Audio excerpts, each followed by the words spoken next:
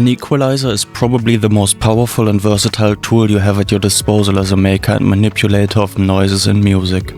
It allows you to mix a sound with others and itself by letting you independently control the volume of different frequency areas. A parametric EQ is a toolbox, an interface that lets you choose between different filters, each helping you shape the frequency spectrum in different ways. Most EQs come with low-pass filters of varying steepness that allow you to remove any sound above a given frequency. They come with high-pass filters, which remove all sound below a certain frequency. With high shells that let you turn up or down anything above a certain frequency. With low shells that let you control the volume of anything below a certain frequency. And with peaks that allow you to punctually target different spots in the spectrum, turning them up or down, either with gentle slopes or surgical notches. Two other important filter types are combinations of high-pass and low-pass filter. A serial high-pass and low-pass give you a bandpass that only lets through sound around any point in the spectrum. Parallel high and low-pass give you a notch that completely removes the sound around the target frequency. Using these filters, we can get a variety of effects. We can rebalance our sound, making it brighter or darker, more focused or heavy, or make it sit better in the mix.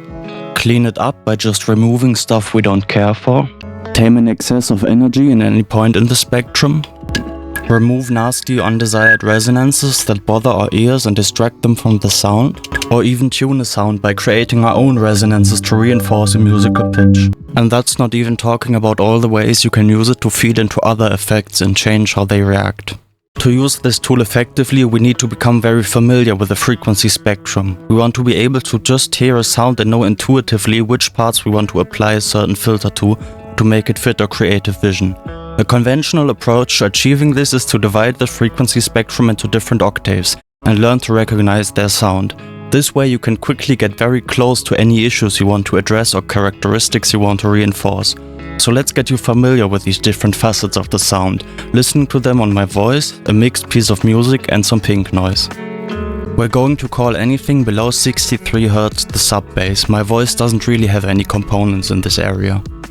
In a piece of music, you will most likely find the kick drum and the bass here.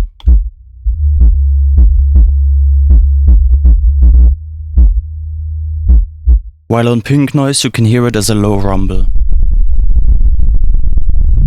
Not much information can be conveyed with sub-bass alone, but it gives a sound its weight and impact. It's what makes it sound big, powerful and heavy. Above the subs, we find 2 octaves of bass between 63 and 250 Hz. The fundamental frequency of my voice sits around this range. In a piece of music you might find the bottom end of some instruments, the knock of a kick, the fundamental of a snare drum and the majority of the bass.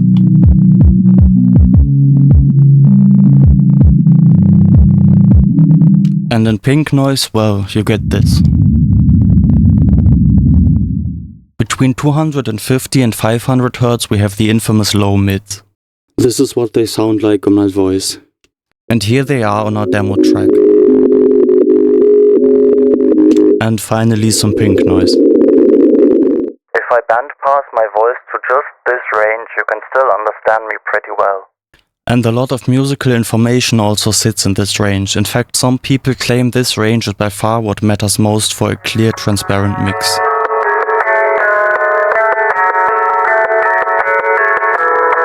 This is what it sounds like on pink noise. Between 2 and 4 kHz we have the high mids. You can hear on my voice how they have a certain sharpness to them. Our ears are very sensitive in this area.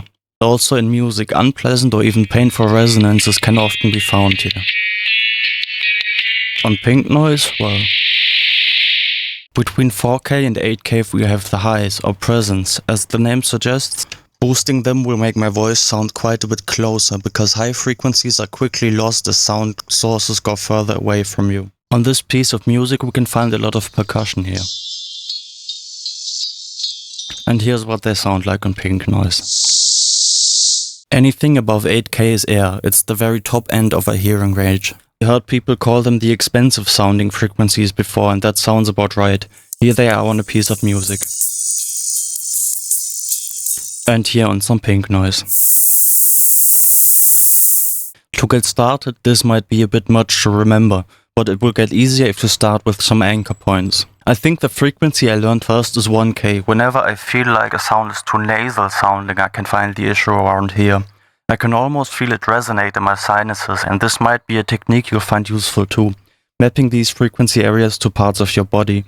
What exactly that will be up to you and subjective. One thing that might help is thinking about how you can sing or otherwise make a noise in this area. Between 2 and maybe 4 or 5K is another important anchor point for me. It's what makes a sound sharp and sometimes even painful.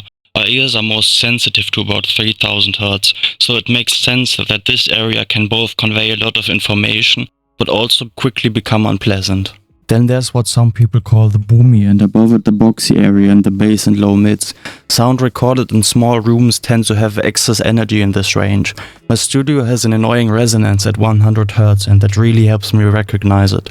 200 Hz is around the area where snare fundamentals sit, so if you spend some time synthesizing them, you can probably use this to recognize it. I think if you learn to recognize these on a variety of sound sources, you're well off on your way in learning to EQ more intuitively.